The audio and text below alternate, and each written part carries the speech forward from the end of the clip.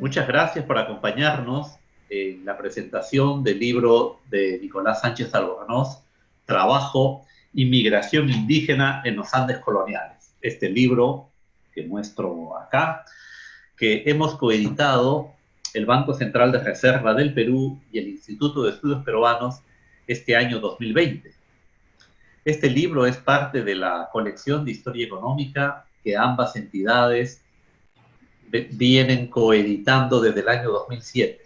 Hemos publicado más de 30 títulos referidos al pasado material de la historia peruana, andina, latinoamericana, y es para nosotros un gran honor, un motivo de orgullo que esta colección se vea realmente prestigiada por un título de don Nicolás Sánchez Albornoz. Él es uno de los más prestigiosos americanistas en el mundo, autor de tantas veces reeditado libros sobre la población de América Latina, desde los tiempos precolombinos hasta el año 2000. Recuerdo que era el título de la primera edición que yo leí siendo estudiante. Ahora creo que se proyecta hasta el año 2025, 2050. Me acaban de comentar que ha salido una edición en chino ya de este libro. Don Nicolás Sánchez Albornoz también publicó en el Perú, en el Instituto de Estudios Peruanos, Indios y Tributos en el Alto Perú. Un libro en el que nos hemos educado muchos de nosotros, que vamos a comentar hoy día su más reciente trabajo. Los comentaristas son Ana María Presta, que nos acompaña desde Buenos Aires. Ya la voy a presentar con todos sus pergaminos cuando le toque el turno. El doctor Luis Miguel Glave, que está en Sevilla, y Teresa Vergara, que está acá en Lima, Perú. El orden va a ser que primero va a intervenir el doctor Nicolás Sánchez Albornoz, quien nos reseñará cómo fue su aproximación a la historia andina. Después de ello vendrán los tres comentaristas que he mencionado y finalmente don Nicolás hará una réplica o reacción frente a los comentarios recibidos. Y ahí cerraremos la presentación, que debe durar 1 hora y 15 minutos como máximo. Cada intervención tendrá una duración de aproximadamente 10 minutos.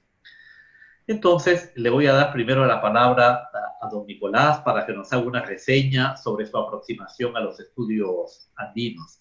Lo escuchamos por un lapso aproximado de 10 minutos, don Nicolás. Es su turno. Bueno, muchas gracias a Carlos Contreras por su presentación y por haber sido el factotum de la publicación de este libro por el Banco Central de la República y por el Instituto. Sin sus desvelos, este libro no habría salido. Y quiero agradecer anticipadamente a los comentaristas lo que vayan a decir, al haberse ocupado del libro. Pero yo quería, que así lo he solicitado, decir unas breves palabras sobre por qué me ocupo de la historia andina. Porque en mi pasado personal y académico no hay nada que me hubiera llevado a este punto. En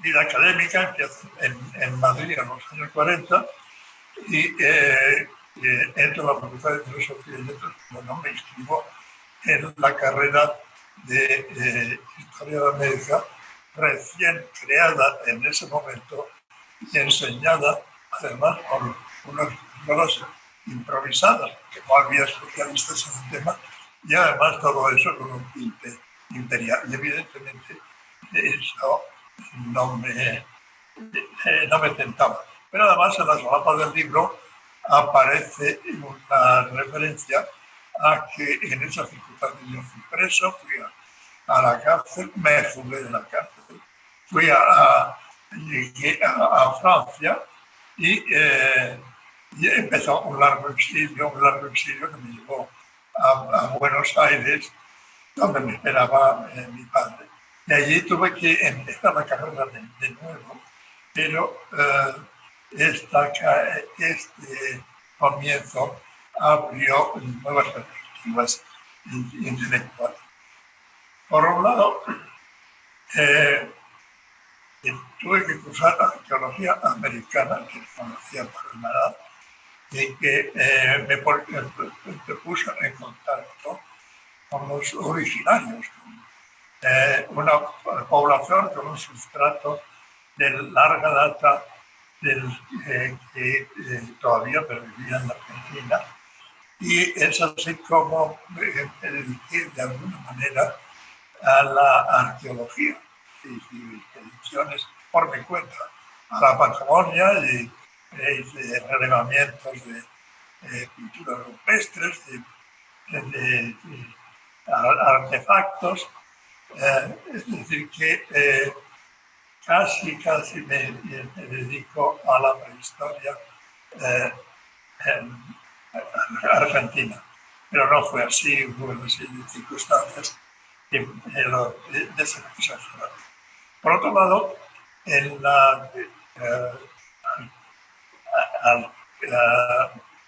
al cursar la carrera, pues la mayor parte de las asignaturas se referían a una historia política, confundían historia con política, y era un poco también como ocurría en España, tampoco me interesaba eso.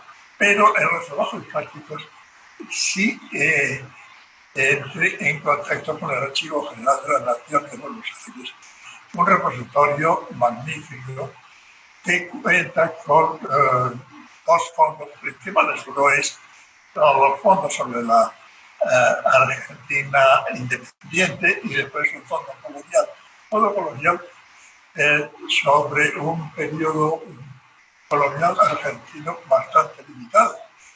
Pero ocurrió que con la creación del Río de la Plata, pues hay el archivo de Lima, el archivo de Lima transfirió todos los documentos que se referían al Alto Perú, y se pueden consultar, y yo empecé a consultar entonces. Se me abría pues un campo de investigación que me llamó mi atención enseguida. Pero esto tampoco me llevó a la enseñanza y a la investigación de los Andes y de Sopetón, porque primero tuvo una circunstancia fortuita en el Liceo Francés de Buenos Aires, se quedó sin profesor que pudiera enseñar la historia de Francia, y echó mano de mí, que la conocía por haber cursado el bachillerato francés y además hablaba el francés normalmente. Y esta experiencia primera docente pues me llevó a que después en la Universidad Argentina pues me ofrecieran cátedras de historia contemporánea. Con este motivo pues empecé a trabajar también sobre la historia de España, que había tenido que abandonar, pero bajo una perspectiva que no hubiera encontrado en España, una perspectiva económica, una perspectiva reforzada después porque consiguió una beca de la Fundación Rockefeller para ampliar estudios en París, con Brodel, con Terminar y sobre todo con Bernet, que me abrió los ojos a la demografía. y vuelto a la Argentina, entonces, y además designado director del Instituto de Investigaciones Históricas de la Universidad de Rosario, pues allí empecé a hacer que los alumnos trabajaran sobre la historia demográfica de la Argentina. Y empecé por el noroeste argentino, la población indígena muy abundante. Es decir, que en ese momento se plantea una dualidad. Por un lado, yo trabajo en historia europea, española y económica, y por otro lado, en la historia demográfica de la América Andina, y además esto me da lugar a la publicación del libro que me llevado a compré la historia de la población de América Latina. Bien, entonces, a partir de esa situación, pues, claro, mi acercamiento a lo que había más allá del noroeste argentino, hacia arriba, hacia los Andes, ya, pues me interesó particularmente, y entonces empecé a vincular ese descubrimiento, ese interés con los fondos que yo había conocido en Buenos Aires sobre el autor. Es decir, que de ahí esa dualidad que ha sido el motivo de todas mis actividades académicas.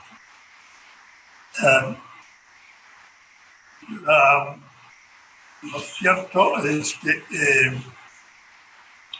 esa actividad se interrumpió, nuevo accidente, y me tuve que ir a enseñar, a investigar a los Estados Unidos, y ahí pues conseguí, por un lado, publicando libros sobre economía española decimonónica y cada vez más sobre la historia demográfica de los Andes. Esto me sirvió también a entrar en contacto con los antropólogos norteamericanos que estaban muy interesados en debatir la continuidad de la población indígena hasta nuestros días. Los documentos que yo conseguí, volviendo al archivo de Buenos Aires, de becas, me ponían de manifiesto la importancia de las migraciones indígenas en los Andes coloniales.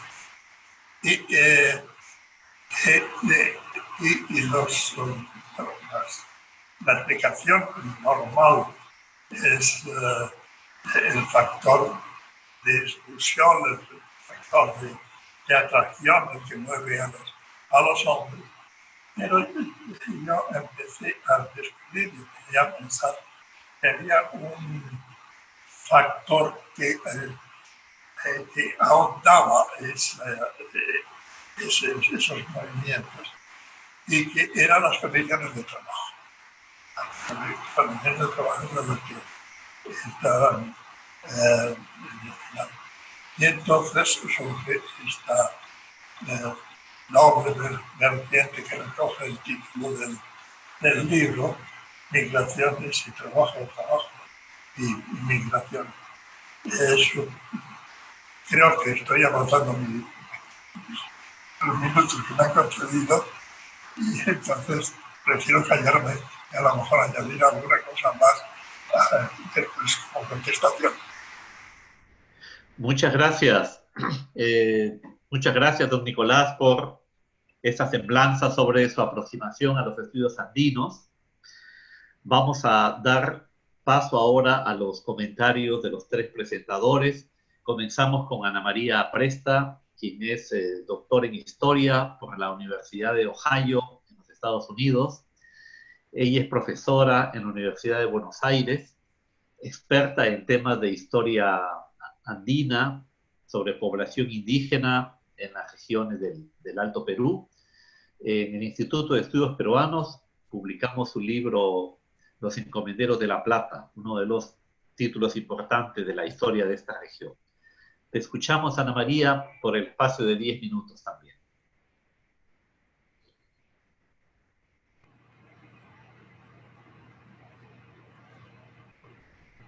Tu micrófono está apagado, Ana María.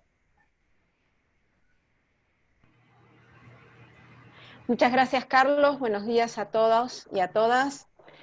Un honor que el Instituto de Estudios Peruanos y el Banco Central de la Reserva me permitan participar en la presentación de este magnífico libro y homenajear al profesor Sánchez Albornoz en su larga trayectoria. Luego de escucharlo caigo en la cuenta que él también ha sido un migrante de larga data, un forastero en muchos espacios, para volver a ser un originario en su tierra de origen, lo cual me alegra sobremanera.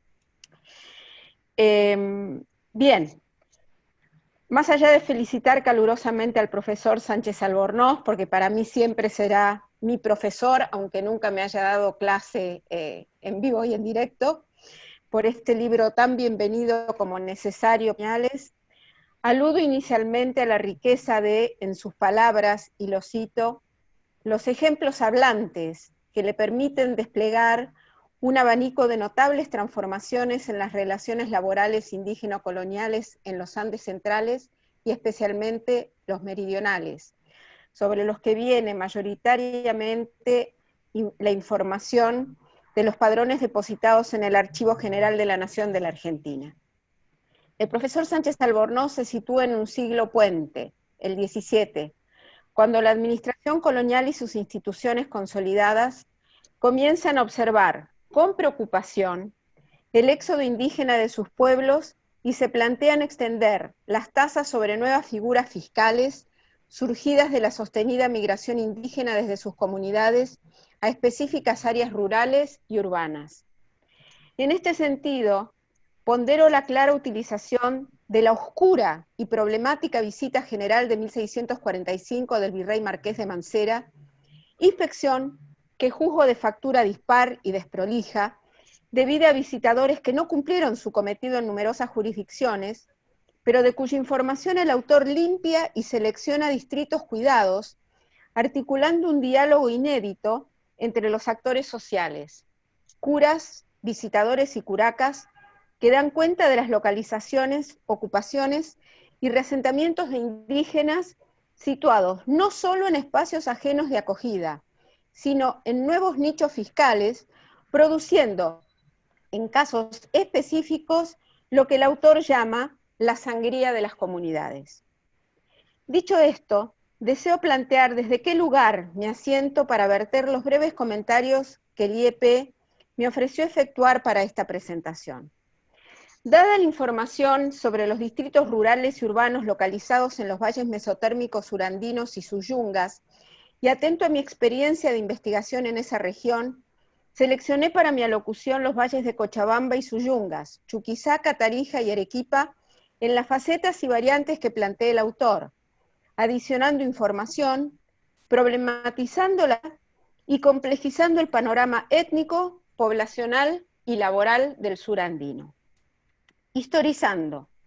Digamos que el panorama en el siglo XVI y a principios de 1538, Francisco Pizarro entregó esas regiones pobladas por originarios y mitimaes, aunque aún inexploradas, en encomiendas que perdurarían poco más allá del último tercio del siglo XVI. Las encomiendas se conjugaban, interpretando al autor, con las nociones colectivas del trabajo junto a las individuales a la castellana, tras la coerción ilimitada y la percepción tridimensional de la renta en especie, trabajo y dinero. Sin dudas, Fue la encomienda la llave maestra para instalar las relaciones sociales de producción coloniales que durarían más de 3 siglos, y por las vidas que duró y el tiempo que lastó, mantuvo el monopolio de la mano de obra que a fines del siglo XVI del siguiente, como muestran tanto el autor como Thierry Seignes, iban a disputar corregidores, curas, comerciantes, trajinantes, azogueros, hacendados y mineros. Los yanaconas, si bien inhibidos de ser encomendados, no estuvieron exentos de las apetencias de quienes los llevaban o encontraban en Potosí.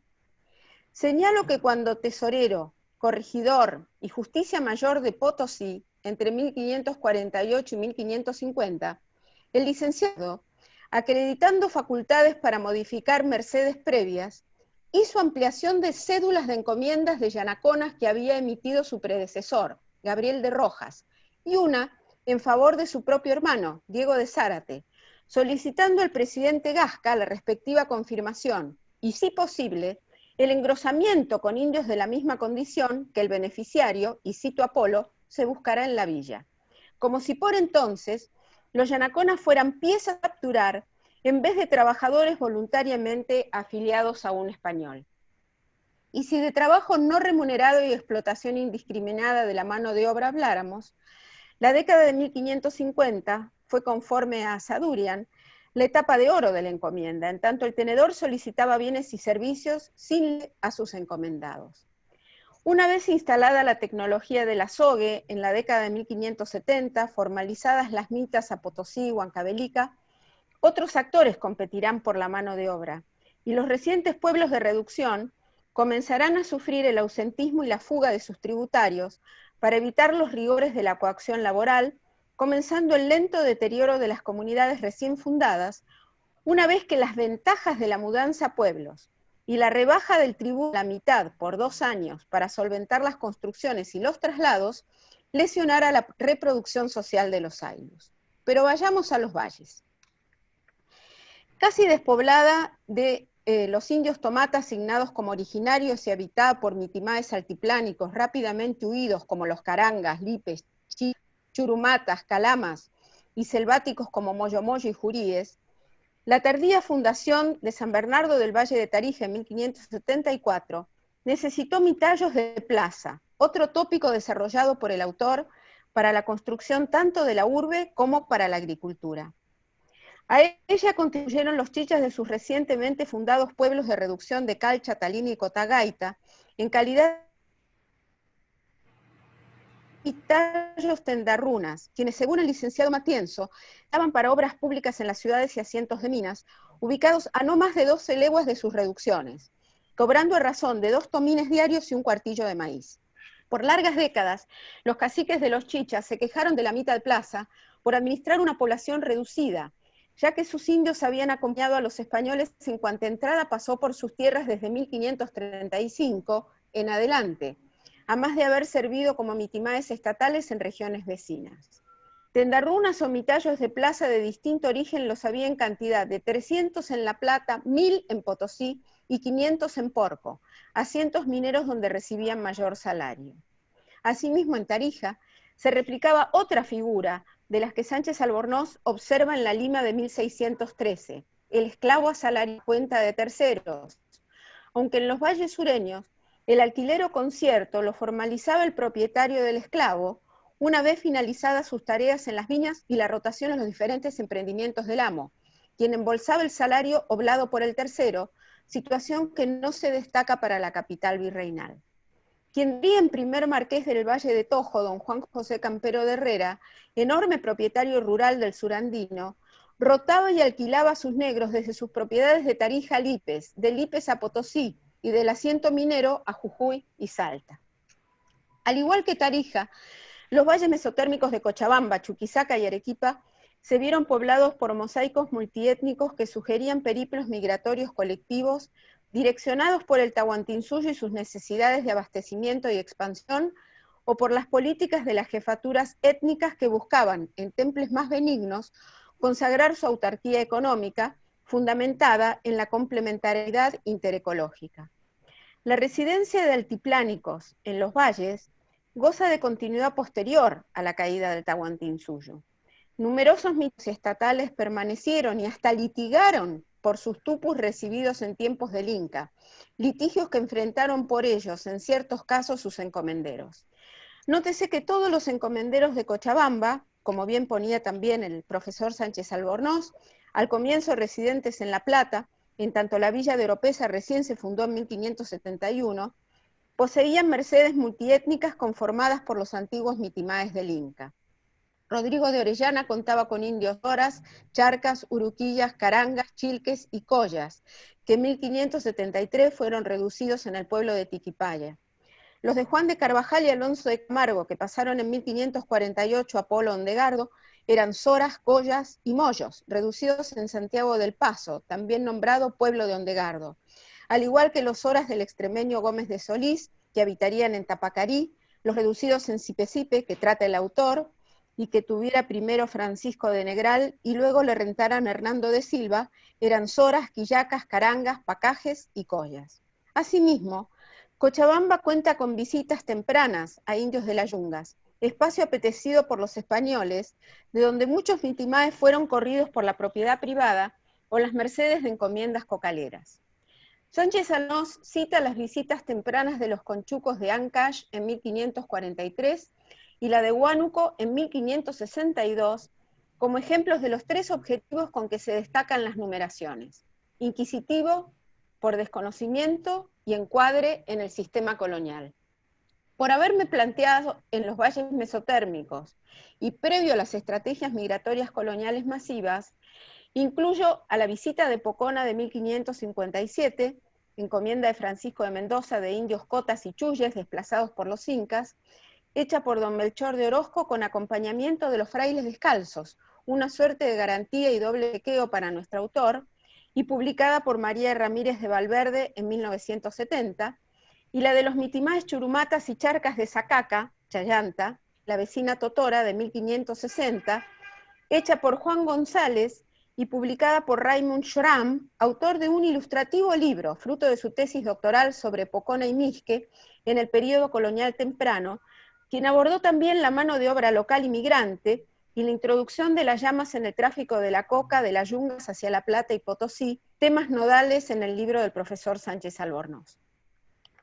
Los cocacamayos originarios, casi siempre acompañados por altiplánicos mitimaes, llanas y mitayos, ocupaban asimismo el arco fronterizo oriental de Chimoré, Tiraque, Chamorro y Chuquioma, hacia Chuquisaca, donde tenían sus cocales los indios de la multiétnica región de Tarabuco, poblada de mitimaes del Cusco y la región circunlacustre, junto a chichas y condes, en una suerte de espejo étnico de la reconfigurada Colchacolio, Valle Bajo de Cochabamba, tal como lo había diseñado Huayna Cápac. En la temprana colonia, las yungas orientales, como las de Yucay en el Valle Sagrado, estaban pobladas por yanaconas cocacamayos, a los que le siguieron otros muchos luego de los reacomodamientos poblacionales, incrementando la población de Pocona con cientos de brazos para recoger, enfardar y transportar la coca, según los padrones que desde 1580 guarda el Archivo Municipal de Cochabamba. A propósito, los valles cochabambinos, el granero colonial, se pobló de estancieros y hacendados que colaron cantidad enorme de yanaconas y forasteros para sus emprendimientos agrícolas, ganaderos y textiles a lo largo de los siglos XVII y XVIII. Los nuevos migrantes, muchas veces tributarios altiplánicos, mantenían sus vínculos con sus autoridades, pagando su tasa y contribuyendo al equilibrio tributario de sus pueblos de origen. Cruces de procedencia y acogida, bajo las categorías de huidos, ausentes o forasteros, podrán cimentar la preferencia de los originarios de altura por los valles exentos de mita o con tierras disponibles para cultivar. Es atendible la comparación de los valles de Cochabamba con los de Pilaya y Paspaya, entre Chuquisaca y Tarija, que cita el autor como espacio de bienvenida de forasteros. En Pilaya y Paspaya, las condiciones de salubridad no eran las óptimas, pero la exención de la mita fue un atractivo para congregar nutrida población huida, fiscalmente forastera, organizada en habilus hasta de vagos y sueltos, y sin responder a autoridad originaria alguna, con que los estatus fiscales, develamos también, mutaban conforme a las provincias de acogida.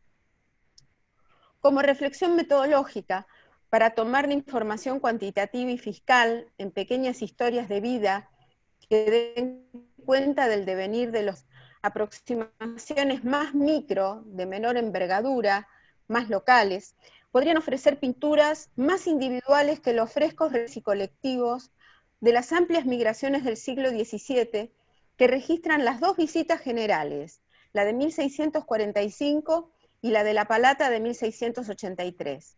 Legajos que junto a otros padrones del 16 y 17 ordenamos y catalogamos con mi equipo de investigación en el verano del 11 y que a la fecha pueden solicitarse reprografiados al Archivo General de la Nación de Buenos Aires. Finalmente, deseo abonar al concepto de circulación migratoria y laboral con la peculiar y nunca comparada situación que es merecida de las ciudades de Arequipa y La Plata y sus respectivos entornos rurales.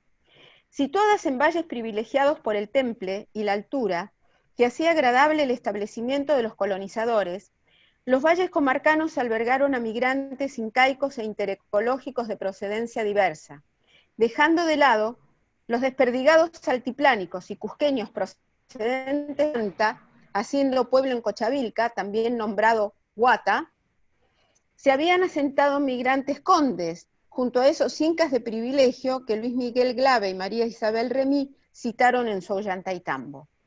En torno al tambo de Arabate, al este de La Plata, otros migrantes del Cuntisuyu, Yanaguaras, Chilques, Coyaguas, de Yanquelari y Cabanaconde, se establecieron con un grupo de anancuscos. Todos se encomendaron, aunque por poco tiempo, en Francisco de Tapia y Hernán Núñez de Segura. Los Coyaguas se habían expandido a otros valles vecinos de Chuquisaca, como los de Mojotoro, Luje y Huanipaya, al este del tambo estatal, y sembraban también allí tierras más calientes como las de Pacha y Chuquichuquí, sobre el río Chico, donde Polón de Gardo estableció los primeros cañaverales de la región. Los condes de Pomatambo tenían tierras en Poconche, en los altos de Huanipaya, donde permanecieron después de las reducciones toledanas y junto a los yanaguaras de la encomienda de Nicolás de Almanzán, habían solicitado amparo de sus tierras y asentamientos en Arabate y en la ciudad de La Plata. Por estas décadas, y si se me permite la licencia, estos arequipeños permanecieron en la región y abonaban su tasa a los caciques.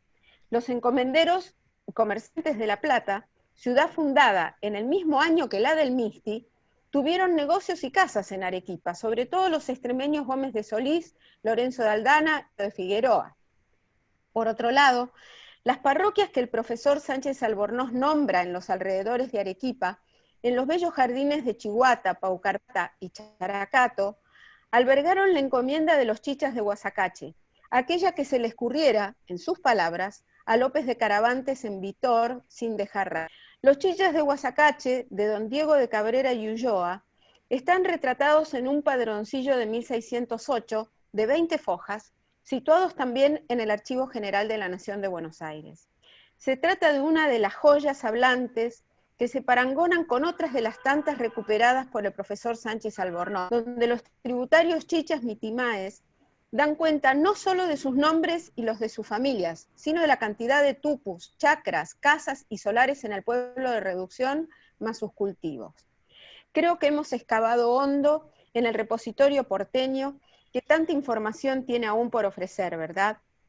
Este recorrido por los espacios, pueblos y regiones que acompañan las rutas migratorias previas a las que de su impresionante acervo documental sacó el autor, dan cuenta de ancestrales prácticas de mudanza de regiones y temples, de la vitalidad y capacidad indígena para habituarse a la construcción de otras vidas, de ataduras cacicales y de la inicial prevalencia de la filiación por sobre la residencia, de sitios de acogida donde las identidades se tiñen en la batea de los matices de categorías fiscales inventadas, ajenas, incomprensibles, laborales, situacionales, junto a nombres y apellidos que lejos estaban de corresponder a los simbólicos y religiosos ritos de pasajes, sino que anclaban en las expectativas tras huir de la hostilidad del trabajo compulsivo y las tasas impagables que pudieron suavizarse al afincarse en las haciendas, estancias,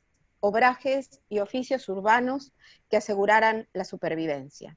Por último, gracias profesor por haberme hecho reflexionar, meditar y anudar los movimientos migratorios y las coordenadas laborales del pasado inmediato a su trabajo centrado en el siglo XVII, para poder aportar desde las prácticas del período del contacto y aún desde el Tahuantinsuyo a la comprensión y readecuación de tantas caminatas y peligrosos viajes que terminaron en territorios lejanos, en donde los surandinos demostraron notable adaptación y poder de reproducción aún en la adversidad. Muchas gracias.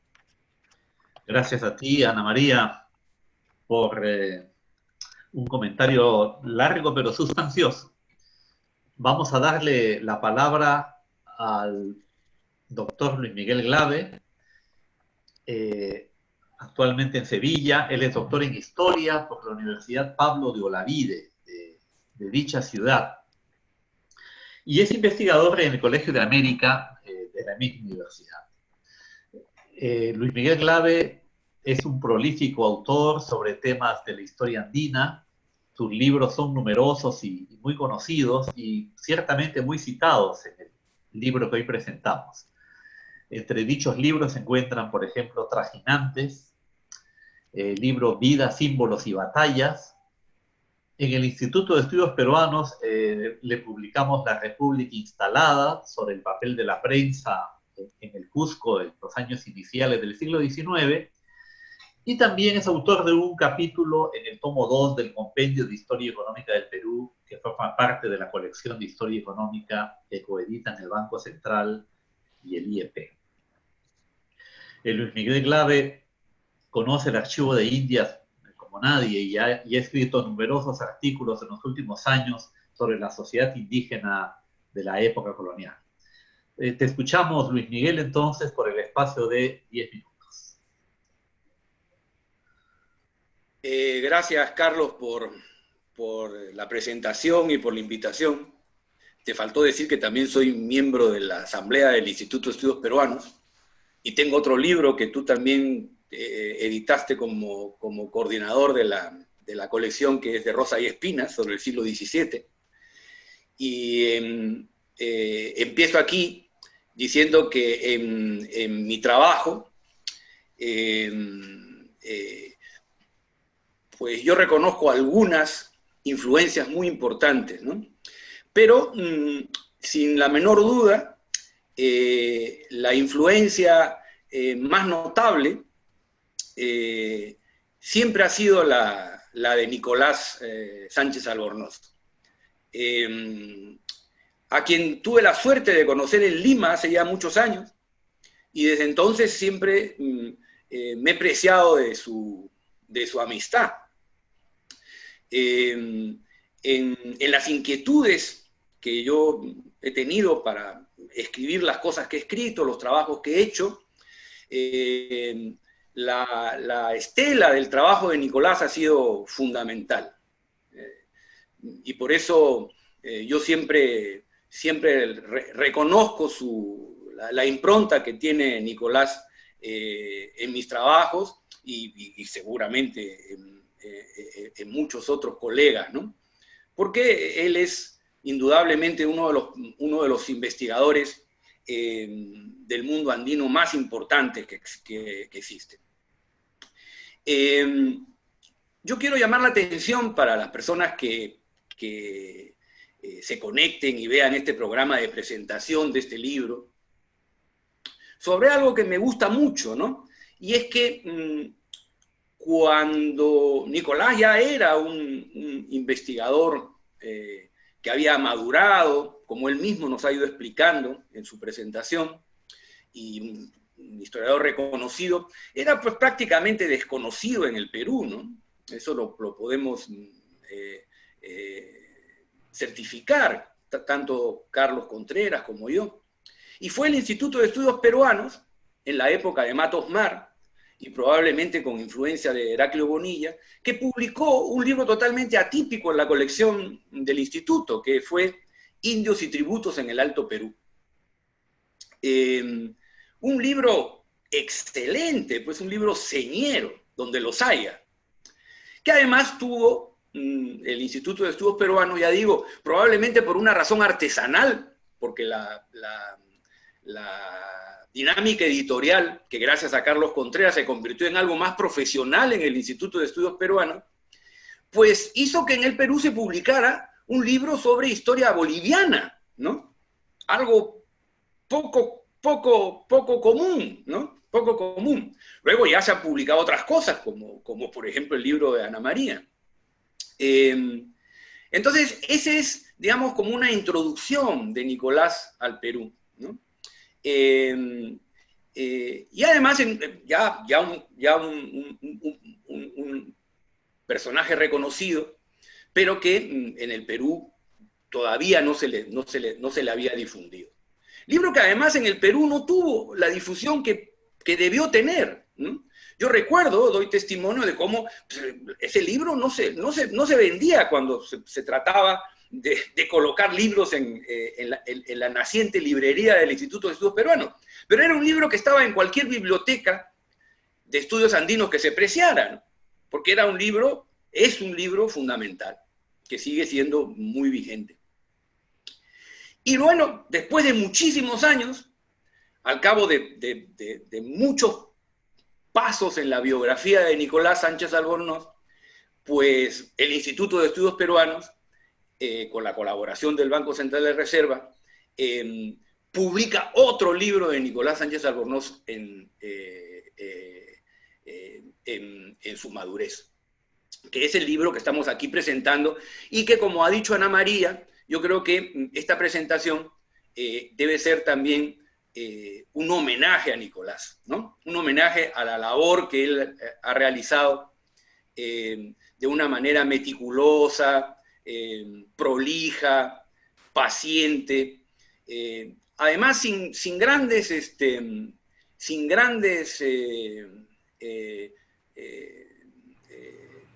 marquesinas, ¿no? O sea, artículos que han aparecido en revistas de difícil acceso, y que, por ejemplo, estos ahora están reunidos en un estupendo libro del cual Ana María ha partido para hacer una estupenda presentación de múltiples posibilidades de reflexionar acerca de la historia andina gracias al libro de Nicolás, ¿no?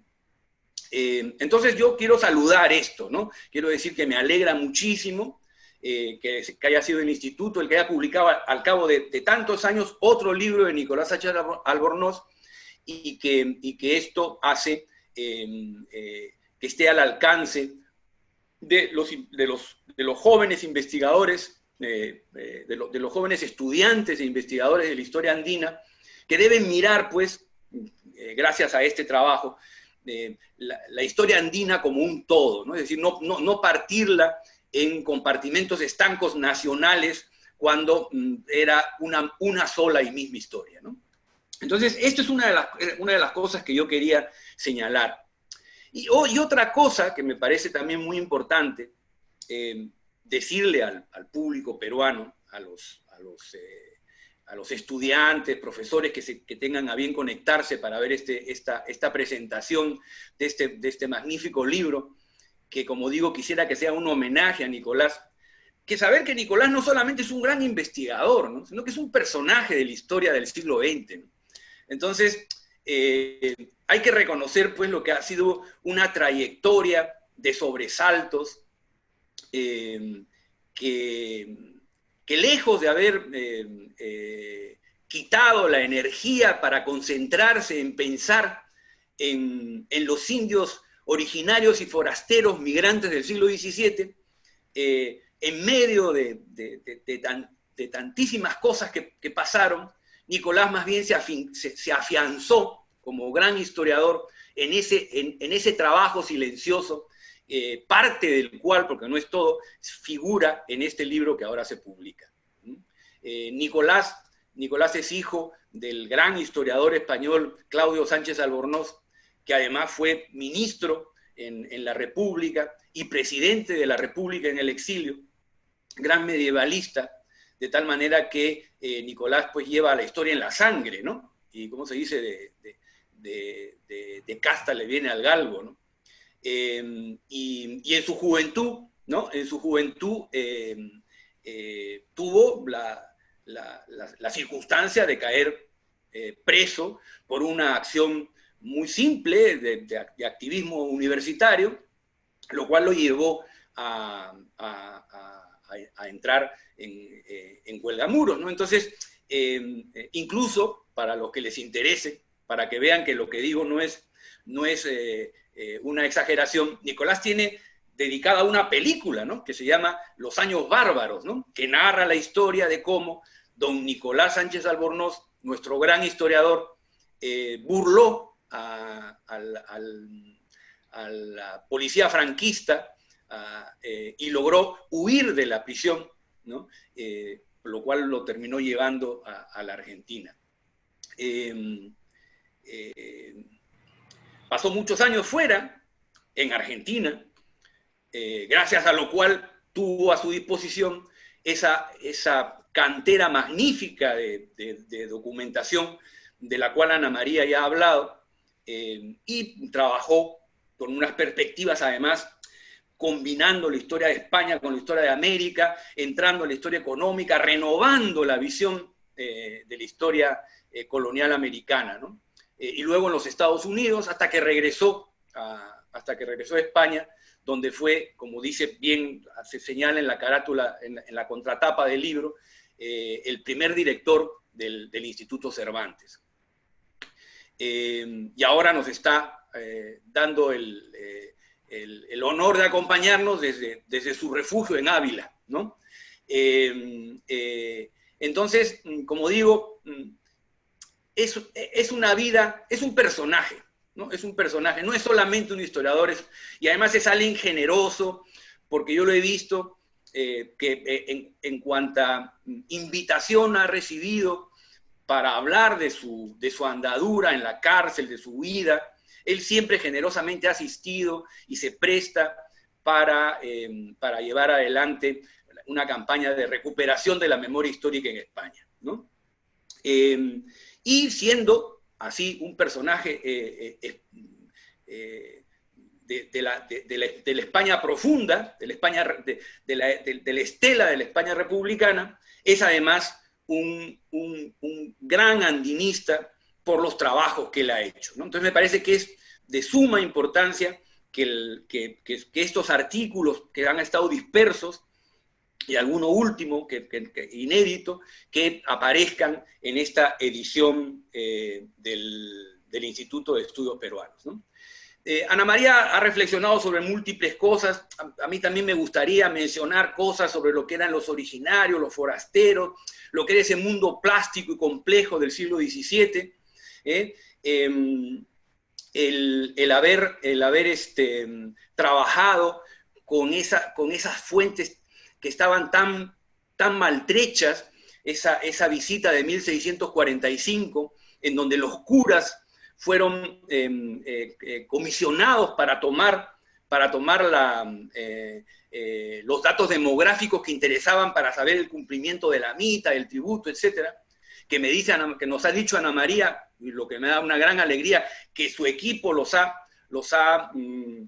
ordenado, los ha puesto en mejor disposición y accesibilidad, ¿no? Esa es una fuente fantástica, ¿no? Porque es una fuente que se mete en las comunidades, en el mundo indígena, no desde la visión del burócrata que buscaba coger al indio para cobrarle el tributo, sino el cura que conocía. Entonces ahí aparecían relaciones, ¿no?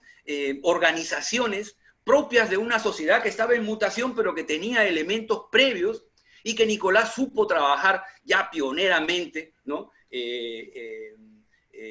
Y que da una visión de las colectividades andinas en el siglo XVII que es una grandísima renovación, ¿no? Entonces, yo quiero terminar diciendo que agradezco la posibilidad de estar en este evento virtual, en esta época desgraciada que vivimos, que no podemos abrazarnos y decirnos a la cara el respeto y el cariño que nos tenemos, pero sin embargo, ya que hacemos de tripas corazón y decimos, bueno, aquí estamos, y me alegra que pueda decir públicamente el reconocimiento y agradecimiento que tengo con Nicolás por lo que ha significado en mi carrera, el agradecimiento en nombre del colectivo de historiadores andinos por el trabajo que él ha hecho, el agradecimiento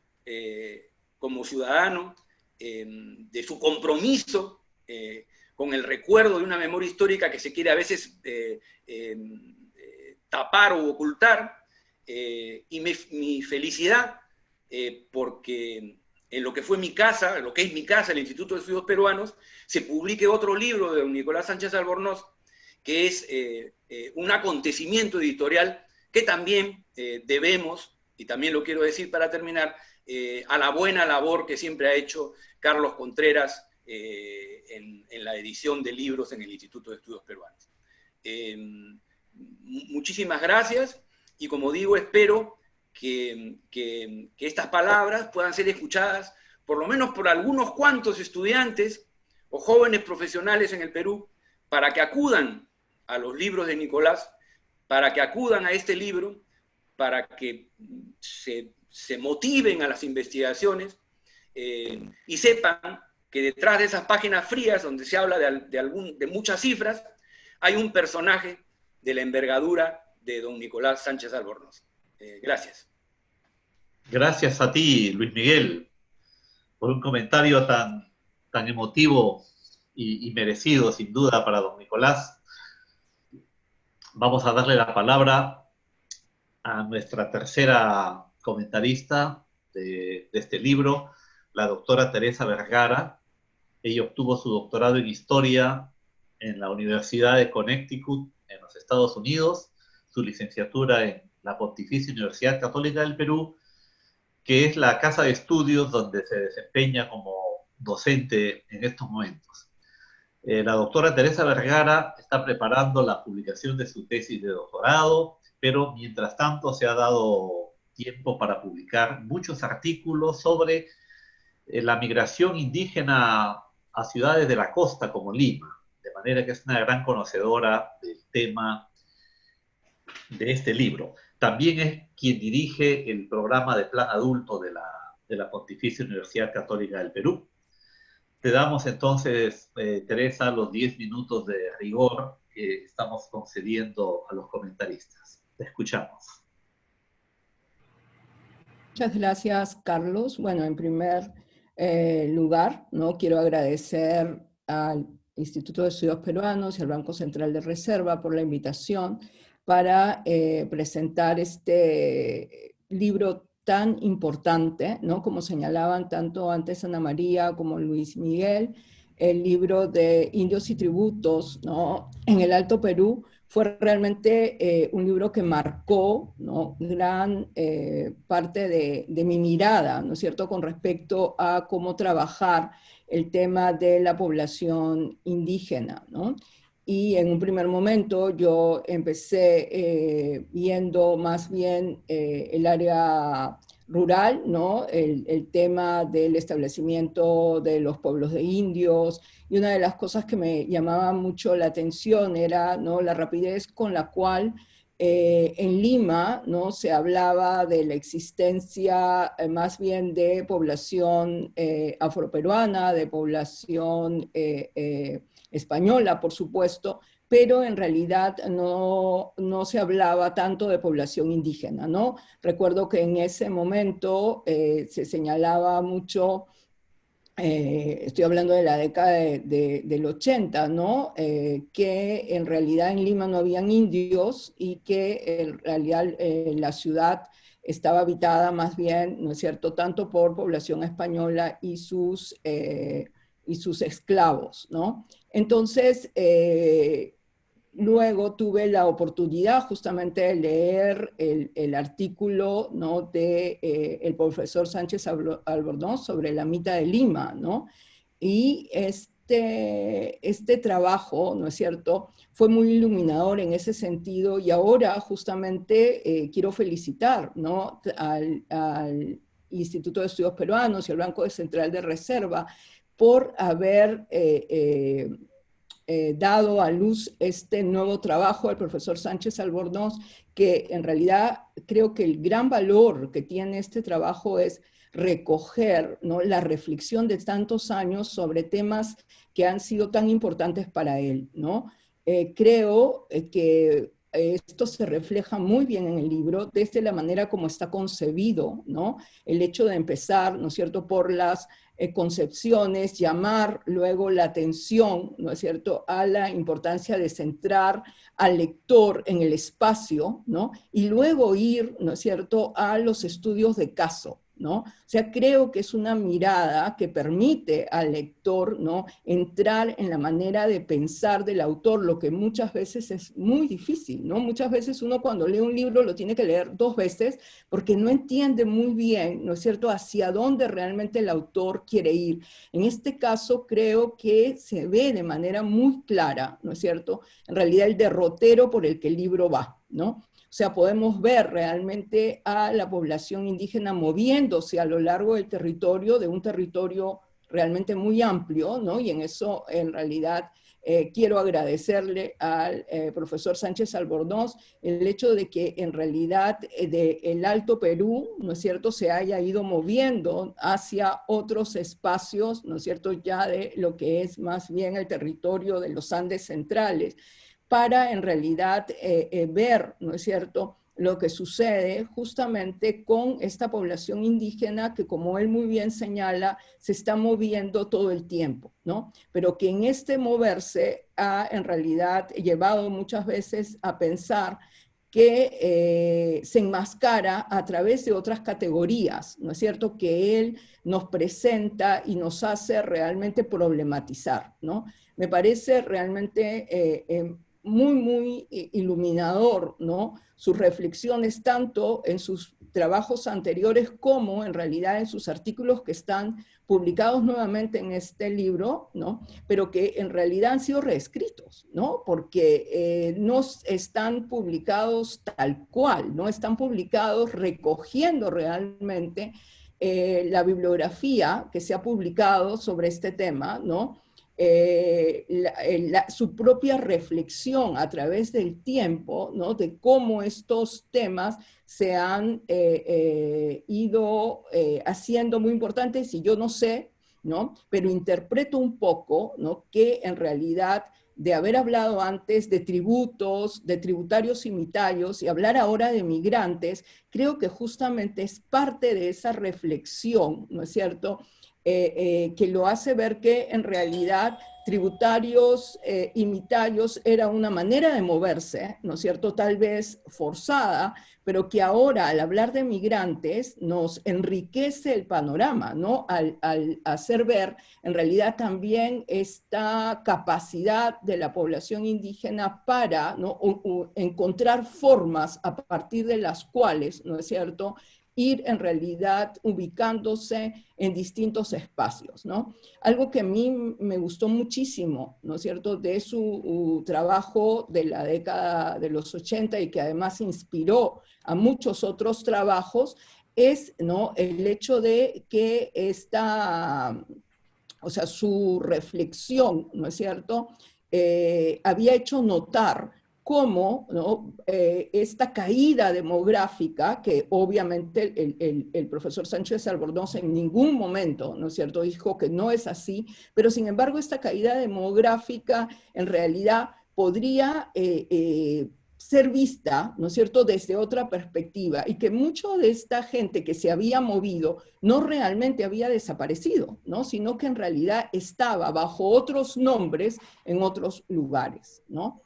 Esto me parece un aporte fundamental de su trabajo y que ha llevado justamente a muchos trabajos posteriores, ¿no?, que en realidad han cogiendo, digamos, ese hilo, ¿no es cierto?, nos han ahora mostrado justamente, ¿no?, que en realidad la situación era mucho más compleja de la que en un principio se mostraba, ¿no es cierto?, con digamos, un poco señalar de manera general la caída demográfica de la población indígena, ¿no? Entonces, este tema, ¿no es cierto?, de la demografía, que sigue siendo un tema muy importante en este trabajo también, sin embargo, ¿no es cierto?, nos muestra en realidad esta capacidad, ¿no?, para ir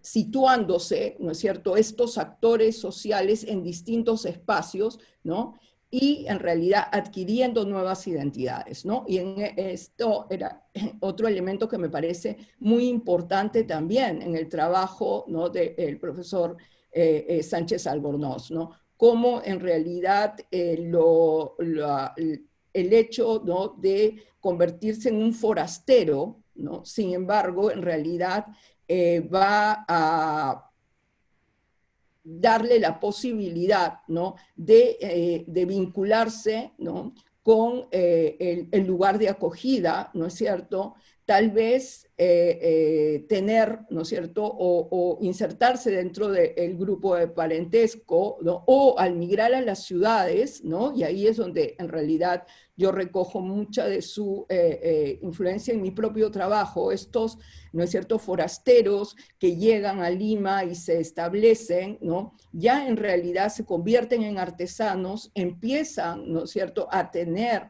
otros intereses, a relacionarse de manera distinta con otros grupos también de población indígena y obviamente con los españoles y las castas que viven en la ciudad, y en ese sentido, ¿no es cierto?, la posibilidad de un enriquecimiento, ¿no?, de el conocimiento histórico, ¿no? Entonces, creo, ¿no?, que me parece muy importante de destacar, ¿no?, en su trabajo esta reflexión a lo largo del tiempo, ¿no?, y ver, ¿no?, que en realidad dos de los temas que son muy iluminadores en esta segunda parte, ¿no?, en este segundo libro, perdón, ¿no?, que el IEP publica,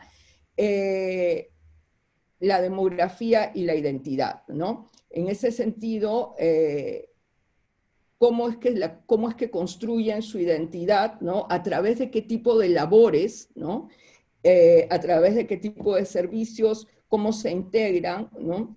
En realidad es un punto que sigue siendo un tema, ¿no?, que está, ¿no?, por trabajar, ¿no? O sea, en ese sentido, este libro nuevamente, ¿no es cierto?, abre muchísimas puertas, ¿no?, para el estudio de la población indígena, ¿no? Y no solamente en realidad con preguntas que partan desde ese mismo momento, sino muchas preguntas en realidad, ¿no?, que pueden ir, ¿no?, desde el periodo republicano hacia atrás, en un ejercicio, ¿no es cierto?, que ha hecho Ana María al inicio de la presentación, ¿no?, a partir del siglo XVII y, ¿no es cierto?, tratar de mirar, bueno, ¿y qué pasaba antes?, ¿no? En ese sentido, en realidad, el libro otorga muchísimas posibilidades, ¿no? Yo quisiera, ¿no es cierto?, agradecer al profesor Sánchez Albornoz, ¿no?, por su trabajo, ¿no? Debo decir que es una suerte el haber sido invitada a hacer la presentación de este libro, porque no siempre se tiene la posibilidad realmente de alguien que ha influido tanto en nuestro trabajo de poder darles las gracias, diríamos entre comillas, personalmente, ¿no? Bueno, eso era todo. Gracias, Teresa, por el excelente comentario del libro y la obra del profesor Sánchez Albornoz. Le damos la palabra, entonces le devolvemos la palabra al profesor Sánchez Albornoz por si quiere hacer algún comentario sobre los comentarios que han realizado los presentadores. Entonces, tiene usted la palabra, profesor. Yo no sé si la pantalla refleja bien los colores y refleja el rojo que me ha salido en las mejillas tanto elogio de la amistad por Luis Grave, que ha señalado bien la conexión que hemos tenido, la amistad que hemos tenido, y el elogio también de los lectores del libro Ana María y Teresa. Cada cual ha visto en el libro cosas diferentes. Y Ana María me gusta mucho porque lo que ha hecho es reiterar, reafirmar en muchas de las opiniones de los casos que yo he ido tratando. Me ha mostrado cómo a partir de los ensayos que yo he hecho se puede seguir mucho más lejos. Y es el propósito que suele tener todo investigador, ¿no? Que transmitir un conocimiento, sino abrir las posibilidades a los demás para que sigan trabajando en la misma línea. Y Teresa también me ha gustado que ella ha visto en el libro para su propio interés. De modo que no tengo ningún pero a todas las amabilidades que se han dicho. Lo único que tal vez me hubiera gustado que alguien se hubiera referido a los últimos capítulos que se refieren a cómo el trabajo indígena fue en un momento dado sustituido por animales. Y esos trabajos, primero por uno, demuestra la dispersión progresiva de esos animales y permitió que el trabajo indígena fuera sustituido, no fuera necesario la explotación de los términos iniciales. Y el segundo, lo que representa la fuerza de energía que fue transferida desde el Río de la Plata al Perú en ese momento, en beneficio de la economía y sobre todo del trabajo. Eso, al menos es un capricho que creo de ser algo o un planteo nuevo. Bueno, y con este libro, pues, este libro corona los 42 años de la publicación del libro tan mencionado, Indios y Tributos, pero tengo que comunicar que espero que no sea el último. Tengo en taller otro libro más grueso y espero que el tiempo, la salud y la buena voluntad de los editores me dé la ocasión de terminarlo y de enviarlo a Perú, que es donde hay los más importantes editores de este estudio. Gracias. Muchas gracias. Muchas gracias, don Nicolás, a usted por haber estado presente desde Ávila en esta presentación que, como ustedes se han dado cuenta, se ha transformado en un homenaje muy merecido, creo, al autor del libro. Indios y Tributos y el de este libro están firmados en Ávila. ¿Están qué? Perdón, si puede acercarse un poco. Están firmados por mí en Ávila. Ah, bueno. O sea que Ávila no es ajena. Muy bien. Muy bien. Bueno, con esta última intervención del profesor Nicolás Sánchez Albornoz, les damos las gracias a todos por haber participado de esta presentación. Muchas gracias a los comentaristas, Ana María Presta, Luis Miguel Glave, Teresa Vergara.